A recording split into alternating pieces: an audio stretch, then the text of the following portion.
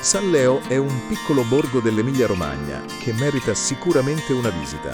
Nel Medioevo, San Leo, allora conosciuta come Montefeltro, fu la capitale di una vasta regione storica e fu teatro di aspre contese tra bizantini, goti, franchi e longobardi. La curiosità più notevole è che tra il 962 e il 964 la fortezza assunse il ruolo di capitale d'Italia, quando vi si rifugiò l'ultimo re del regno longobardo, Berengario II, assediato dall'imperatore Ottone I di Sassonia. I suoi monumenti sono testimonianze straordinarie di un periodo storico lunghissimo. La pieve di Santa Maria Assunta è il più antico monumento religioso locale, datato tra IX e XI secolo. Costruita in posizione panoramica sulla rupe, custodisce una cripta suggestiva e un sacello dedicato a San Leone, con sarcofago e abside scavata nella roccia. Il Duomo di San Leone invece è un esempio di architettura romanico-lombarda. Il Duomo fu edificato nel XII secolo ed è considerata la chiesa medievale più importante del Montefeltro.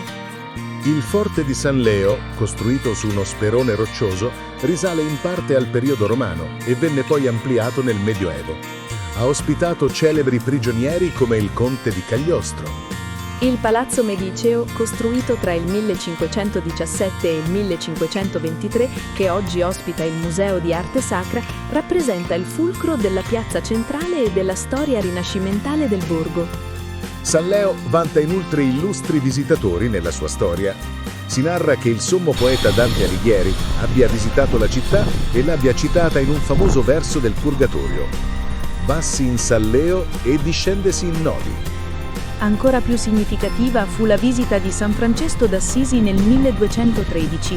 Fu proprio qui che il conte Orlando di Chiusi nel Casentino gli donò il Monte della Verna, dove poi il santo fondò il famoso santuario.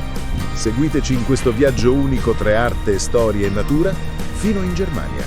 Iscrivetevi al canale per scoprire di più su questa e altre meraviglie italiane. Qual è il vostro luogo preferito nelle Marche? Scrivetelo nei commenti.